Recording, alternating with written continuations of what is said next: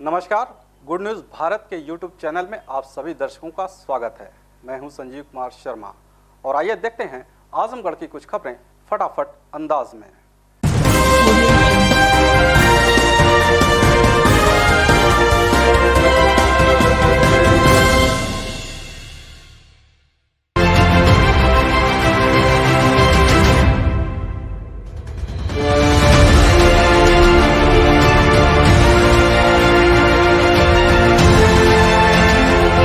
आजमगढ़ जिले में 23 जून को आई जांच रिपोर्ट में 4 नए कोरोना संक्रमित मरीज मिले, सीएमओ ने की पुष्टि। मुख्य चिकित्सा अधिकारी डॉक्टर ए के मिश्रा ने बताया कि पूर्व में प्रेषित सैंपल में से 4 व्यक्तियों की जांच रिपोर्ट पॉजिटिव प्राप्त हुई है।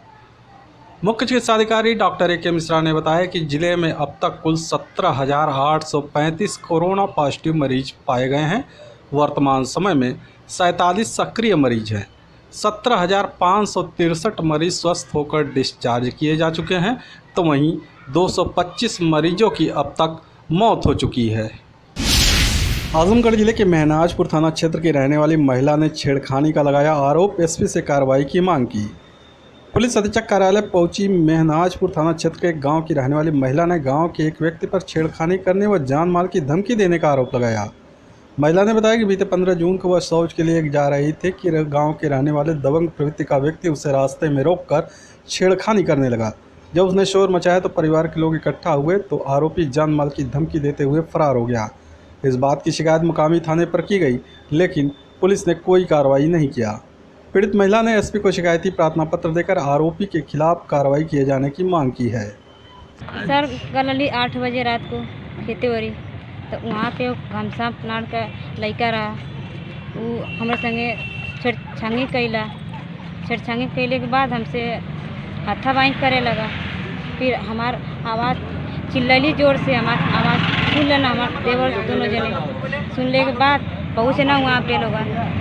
पहुँचने के बाद 2-3 थपड़ा मारना लड़का के मार के हटा देना, हाथापाई कर ले रहा। हटौले के बाद वो कहीं गिर गल, कोई चोट लगने के बाद वो जाके थाना पर लिखा दिला कि हमके सब मरले पीटले है। आजमगढ़ जिले में कई महाविद्यालयों के छात्र नेताओं ने डीएम को ज्ञापन सौंपा, श्योर सीरीज उपलब्ध कराने की मांग की। जिलाधिकारी कार्यालय पहुंचे जिले के कई महाविद्यालयों के छात्र नेताओं ने छात्र छात्राओं की समस्याओं को लेकर ज्ञापन दिया। इस दौरान छात्र नेताओं ने बताया कि वीर बहादुर सिंह पूर्वांचल विश्वविद्यालय द्वारा आगामी 5 जुलाई से वार्षिक परीक्षा के लिए समय सारणी घोषित कर दिया गया है, लेकिन इधर जिले में नए सत्र का श्योर सीरीज अभी तक उपलब्ध नहीं हुआ है। ऐसे में छात्र छात्राओं को परीक्षा की तैयारी करने में कठिनाइयों का सामना करना पड़ रहा है। छात्र नेताओं ने डीएम को ज्ञापन सौंप मांग किया है कि बाजार में जल्द से जल्द नए सत्र का श्योर सीरीज उपलब्ध कराया जाए, ताकि छात्र छात्राओं को परीक्षा की तैयारी करने में दिक्कतों का सामना न करना पड़े। हम लोग जो इतना जल्दी पूर्वांचल से नोटिस आ गई टाइम टेबल की, उसको लेकर के हम लोग आए हैं, जो कि मार्केट में श्योर सीरीज नहीं आ रही है, बच्चों के पढ़ने के लिए बहुत समस्याएं हो रही है। इसको लेकर के हम लोग डीएम साहब से और कॉलेज प्रशासन से हम लोग बात किए हैं। उसके उपरांत जो है ये श्योर सीरीज अवेलेबल कराया जाए, क्योंकि छात्रों के शिक्षा जो है त्रस्त हो रहा है, ध्वस्त हो रहा है। उसको देखते हुए बच्चों को शिक्षा दीक्षा के लिए बुक उपलब्ध कराई जाए, क्योंकि पेपर देने के लिए तभी बच्चे जो है उत्सुक रहेंगे और अच्छे नंबरों से पास होंगे। समाजवादी पार्टी के राष्ट्रीय प्रवक्ता बनाए जाने के बाद पहली बार आजमगढ़ जिले में पहुंचे डॉक्टर अभिषेक राय का कार्यकर्ताओं ने किया स्वागत। बता दें कि शहर के रोडवेज स्थित एक होटल में समाजवादी पार्टी ने स्वागत समारोह का आयोजन किया, जहां पहुंचे समाजवादी पार्टी के राष्ट्रीय प्रवक्ता डॉक्टर अभिषेक राय का सपा पदाधिकारियों व कार्यकर्ताओं ने माला पहनाकर जोरदार स्वागत किया। इस दौरान मीडिया से बातचीत में डॉक्टर अभिषेक राय भाजपा पर हमलावर दिखे। कहा कि भाजपा सरकार को जनहित के सभी मुद्दे पर असफल है। देश व प्रदेश में महंगाई चरम पर है, डीजल पेट्रोल के दाम आसमान छू रहे हैं, जिस वजह से सभी सामानों के दाम 2 से 3 गुना महंगे हो गए हैं। उन्होंने आरोप लगाया कि पूंजीपतियों से मिलीभगत करके भाजपा सरकार आम जनता को भुखमरी के कगार पर ढकेल रही है। राष्ट्रीय प्रवक्ता ने कहा कि कोरोना वैक्सीन को विदेशों में औने पौने दाम पर बेचकर केंद्र की मोदी सरकार पीठ थपथपा रही है और भारत की लाखों जनता कोरोना से मरती रही। उन्होंने कहा कि जब तक प्रदेश की जनता को कोरोना वैक्सीन नहीं लग जाती, तब तक सपा के राष्ट्रीय अध्यक्ष अखिलेश यादव जी खुद वैक्सीन नहीं लगवाएंगे। स्वदेशी का स्वांग करने वाले विदेशी तकनीक से बनी वैक्सीन पर निर्भर हो गए हैं। उन्होंने कहा कि प्रदेश एवं खास तौर से पूर्वांचल में अखिलेश यादव जी के कार्यकाल में शुरू हुए विकास कार्यों को छोड़ दे तो 4.5 साल में भाजपा सरकार ने न तो एक अस्पताल, न सड़क, न फैक्ट्री, न तो कोई विद्युत सब स्टेशन बनवाया है। प्रदेश में भ्रष्टाचार और अपराध चरम पर है। राम मंदिर निर्माण में भाजपा और संघ के लोग करोड़ों का घोटाला कर रहे हैं। जनता ने आस्था के नाम पर राम मंदिर निर्माण में जो चंदा दिया उसकी बंदरबाट का घिनौना कृत्य हो रहा है। प्रदेश में गरीब, किसान, मजदूर, व्यापारी, अगड़े पिछड़े, दलित, अल्पसंख्यक सभी वर्गों के लोग 2022 में सपा मुखिया अखिलेश यादव के नेतृत्व में सरकार बनाएंगे। हम उत्तर प्रदेश में छोटे दलों से समझौता करने जा रहे हैं और छोटे दलों के साथ रह के हम अपनी सरकार बनाने जा रहे हैं। हमारी सरकार आ रही है, इसमें कोई शंका और कोई नहीं। हमारे पास हर विधानसभा सीट में 2 से 3 जिताऊ प्रत्याशी हैं। ये हमें तय करना है, राष्ट्रीय अध्यक्ष को तय करना है किसको चुनाव का टिकट दे। भैया आप समझ लें, डीजल पेट्रोल के दाम के लिए अगर कोरोना काल नहीं होता तो हमारी पार्टी एकदम सड़क पे होती। हमारे खिलाफ FIR दर्ज होते हैं। आज मैं आपको बता रहा हूँ, मेरे समर्थक आज मेरे साथ आना चाहते थे, मैंने उन्हें मना किया। बोले डॉक्टर अभिषेक राय के नाम पे नई FIR दर्ज हो जाएगी। मित्रों मत आओ आज। फिर भी मुझे लगता है कि कुछ समर्थक इकट्ठा हो गए हैं। क्यों चाचा? जनता के बीच में कैसे पहचान हम बनेंगे, हम हैं संघर्ष के साथी, इसलिए समाजवादी हैं। कोरोना में संघर्ष हम समाजवादी हैं और हमने बोला ना, रण भी होगी, ललकार भी होगी और 22 में हमारी सरकार भी होगी। क्या एजेंडा रहेगा 22 में? हमने क्या बोल, सिर्फ विकास का एजेंडा है और कोई भी एजेंडा नहीं है हमारा। हमने जो काम किया हम उस पर चुनाव लड़ रहे हैं। और माननीय योगी जी ने जो काम किया 21 महीने में हमने एक्सप्रेस वे बना दिया जिसमें फाइटर प्लेन उतरता है। और इन्होंने 4.5 साल में एक्सप्रेस बनाया जिसमें गड्ढे उड़ रहे हैं। क्यों विधायक? आजमगढ़ में बीजेपी ने संस्थापक डॉक्टर श्यामा प्रसाद मुखर्जी की पुण्यतिथि बलिदान दिवस के रूप में मनाया, किया पौधरोपण। बता दें कि प्रदेशीय नेतृत्व के आह्वान पर भारतीय जनता पार्टी के संस्थापक रहे डॉक्टर श्यामा प्रसाद मुखर्जी की पुण्यतिथि को बलिदान दिवस के रूप में मनाते हुए भाजपा नगर अध्यक्ष शैलेंद्र अग्रवाल की अध्यक्षता में बुधवार को शहर के श्री अग्रसेन कन्या इंटर कॉलेज में एक श्रद्धांजलि सभा व पौधरोपण का आयोजन किया गया। इस दौरान भारतीय जनता पार्टी आजमगढ़ जिला अध्यक्ष ध्रुव सिंह ने कहा कि आज ही के दिन श्यामा प्रसाद जी कश्मीर में अपना बलिदान दिए थे। स्वर्गीय मुखर्जी देश में 2 प्रधान, 2 विधान और 2 निशान के सख्त खिलाफ थे। उनका कहना था कि एक देश में एक कानून होना चाहिए। इस स्वप्न को पूरा करने का काम मां भारती के सच्चे सपूत प्रधानमंत्री नरेंद्र मोदी साकार कर रहे हैं। भाजपा नगर अध्यक्ष शैलेंद्र अग्रवाल ने सभी का आभार जताते हुए बताया कि आज से 7 जुलाई तक प्रत्येक बूथों पर 10-10 पौधे लगाए जाने हैं, जिसमें आज पहले दिन 430 बूथों पर 10-10 पौधा लगाकर इसका शुभारंभ किया गया है। आजमगढ़ शहर के बवाली मोड़ पर यातायात बूथ का एसपी ने किया उद्घाटन। बता दें कि चिलचिलाती धूप हो या बारिश का मौसम, तिराहे चौराहे पर यातायात नियंत्रण की जिम्मेदारी संभालने वाले सिपाहियों के लिए अब बैठने के लिए छांव की भी व्यवस्था हो गई है। जी हां, बुधवार को एसपी सुधीर कुमार शहर के बवाली मोड़ पर दास फर्नीचर की तरफ से निर्मित यातायात बूथ का फीता काटकर उद्घाटन किया। इस दौरान मीडिया से बातचीत में एसपी ने कहा कि बूथ बनने से यातायात पुलिस कर्मियों को ड्यूटी करने में आसानी होगी। इस दौरान दास फर्नीचर के मालिक की उन्होंने जमकर सराहना की। कहा कि दास फर्नीचर यातायात पुलिस की कई वर्षों से मदद करता आ रहा है। आगे और भी यातायात बूथ बनाने की योजना है। इस मौके पर अपर पुलिस अधीक्षक नगर पंकज पांडे, एएसपी यातायात सुधीर जायसवाल, सीओ सिटी व सदर के साथ टीएसआई कौशल पाठक मौजूद रहे। देखिए, आज ये ट्रैफिक बूथ का उद्घाटन यहाँ पर किया गया है और ये दास फर्नीचर्स के दास साहब जो हैं उनकी तरफ से ये बूथ बनवाया गया है। हम इनका धन्यवाद अदा करते हैं और ट्रैफिक को सुचारू रूप से बनाने में ट्रैफिक कर्मियों की सुविधा के लिए बूथ को बनाया गया है, ताकि जो लीन पीरियड हो उसमें ये लोग बैठ सकें, अपना काम कर सकें और यदि बारिश का मौसम हो तो इसके अंदर क्षण ले सकें। खुले में बड़ा मुश्किल होता था ट्रैफिक का संचालन करने में। हम श्री दास साहब के बहुत आभारी हैं कि उन्होंने ये बूथ हमें दिया है। इससे पहले भी ये ट्रैफिक के मामले में काम कर चुके हैं और एक बूथ इन्होंने पहले भी लगवाया था।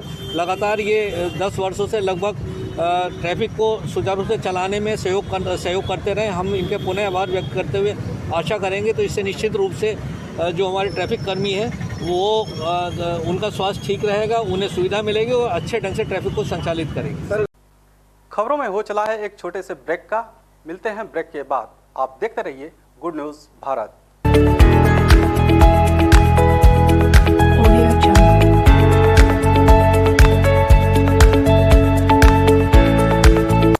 बाद एक बार फिर आपका स्वागत है और आइए देखते हैं आजमगढ़ की कुछ खबरें फटाफट अंदाज में।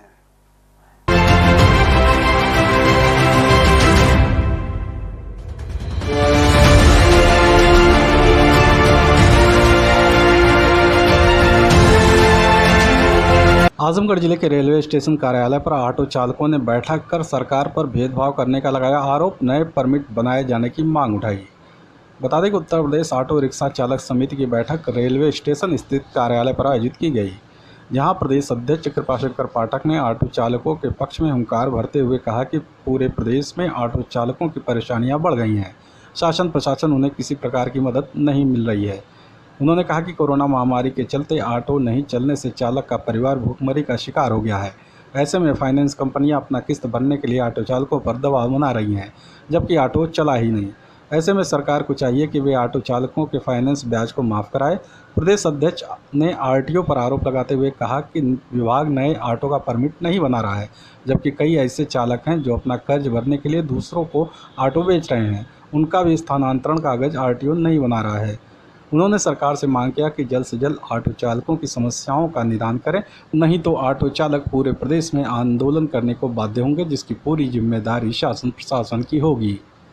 ऑटो रिक्शा चालकों को इधर कोविड-19 की जो महामारी की परिस्थिति काफी समय से जो यह दंश झेल रहा है देश, उसमें उत्तर प्रदेश की सरकार ने विगत कुछ समय पहले माननीय दिल्ली उच्च न्यायालय के आदेश के अनुरूप में कहा कि हम ऑटो रिक्शा चालकों को भी 5,000 रुपए की मदद देंगे, परंतु वह नहीं दे सके। वर्तमान समय में भी उन्होंने कुछ ऐसा आदेश करना चाहा कि दे सके, लेकिन फिर भी हम लोगों की मांग थी कि ऑटो रिक्शा चालक भुखमरी के कगार पर हैं, उनकी किस्तें नहीं दी जा पा रही हैं, क्योंकि खेत बेच करके, गहना बेच करके गाड़ियां लिया है उन्होंने ऑटो रिक्शा, लेकिन वो गाड़ियां चल नहीं पा रही, कमाई हो नहीं पा रही, और बैंक वाले, प्राइवेट बैंक वाले दबाव बना रहे हैं किस्त लेने के लिए। इसकी भी मांग हम लोगों ने सरकार से रखा है, कम से कम 1 साल 1.5 साल तक के लिए किस्त और ब्याज को छूट रखा जाए।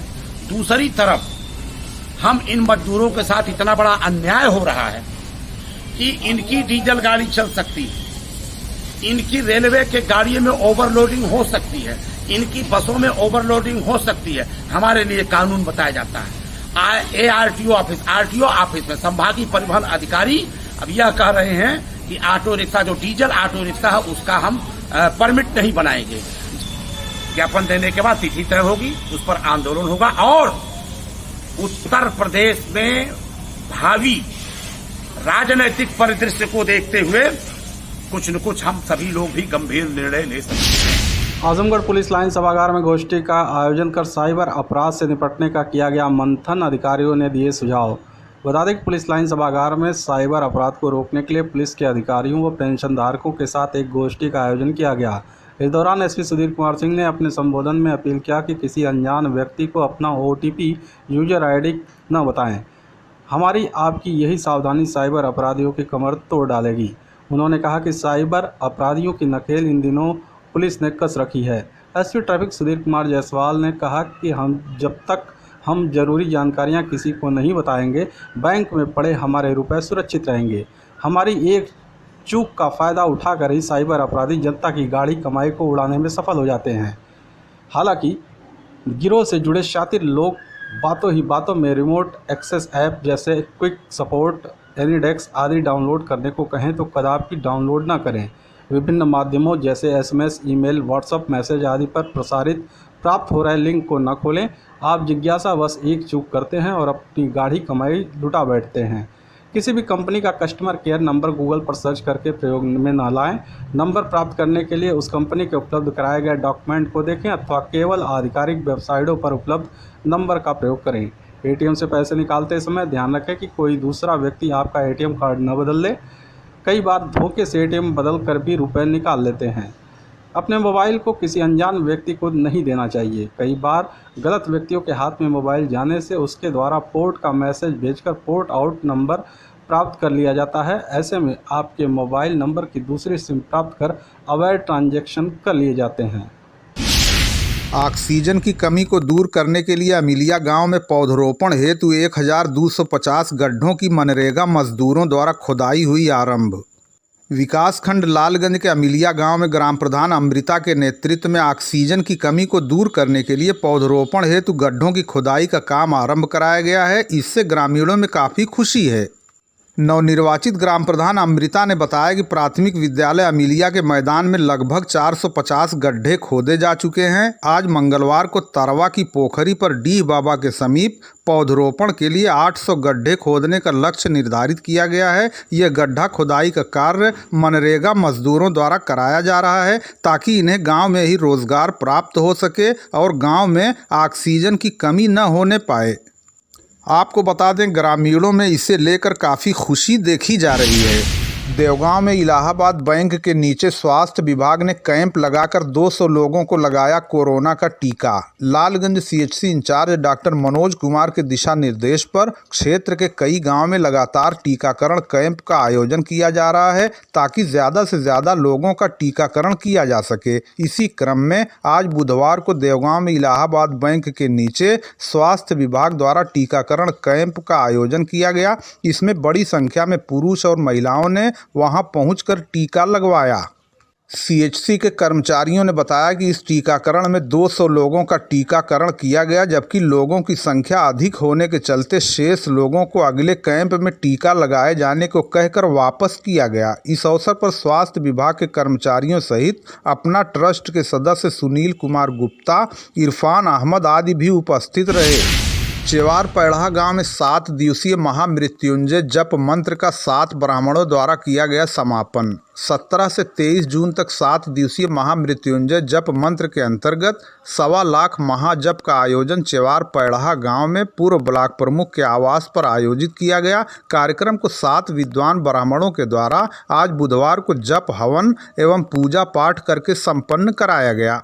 मुख्य ब्राह्मणों में काशी से पधारे राधे श्याम मिश्र, दिनेश तिवारी, अखिलानंद पांडे, पंडित अजीत पांडे, नीरज पांडे, शशि प्रकाश तिवारी समस्त कार्यक्रम संपन्न कराए।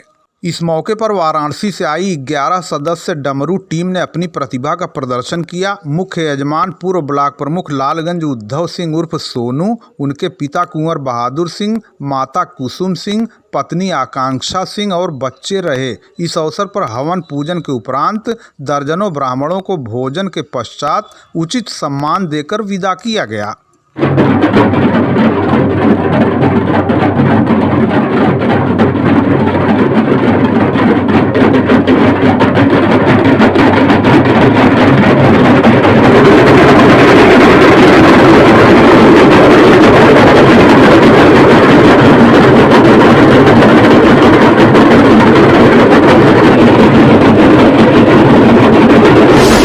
सिधौना, कलीचाबाद समेत कई गांव में ग्राम प्रधान और क्षेत्र पंचायत सदस्यों को कांग्रेस पार्टी ने दिया प्रियंका गांधी का पत्र।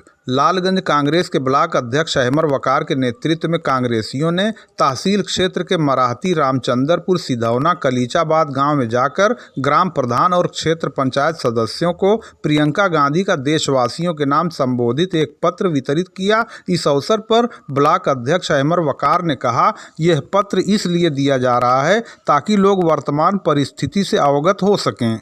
इस मौके पर ब्लॉक अध्यक्ष अहमर वकार के साथ ब्लॉक उपाध्यक्ष डॉक्टर निहाल खान, महासचिव राकेश गुप्ता, सचिव गुलाब चंद, महेंद्र यादव सहित अन्य लोग उपस्थित रहे। नौकरी का सब्जबाग दिखाकर उनके रुपए ठगने वाले एक जालसाज को गंभीरपुर पुलिस ने गोसाई की बाजार नहर तिराहा के समीप से किया गिरफ्तार। वाराणसी जिले के फूलपुर थाना क्षेत्र के गजोखर गांव निवासी रविशंकर पुत्र गया ने बीते माह गंभीरपुर थाने में एक व्यक्ति के खिलाफ जालसाजी की धारा के तहत मुकदमा दर्ज कराया था। पीड़ित का आरोप था कि गंभीरपुर थाना क्षेत्र के बहादुरपुर गांव निवासी दुर्गा प्रसाद पुत्र मदन लाल यादव ने नौकरी दिलाने के नाम पर जालसाजी करके उससे रुपया ले लिया। रुपया लेने के बाद आरोपित ने उसे फर्जी नियुक्ति पत्र थमा दिया।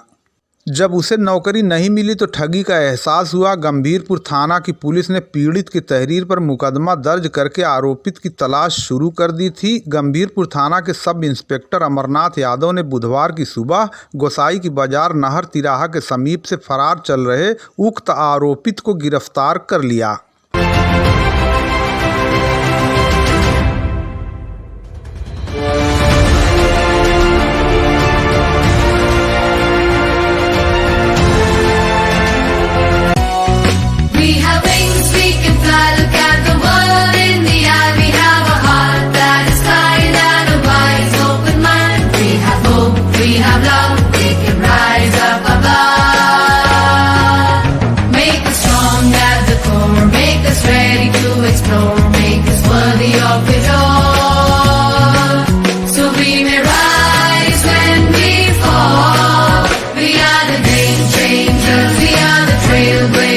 Jaipurians, we are the go-getters, we are the wave riders, we are the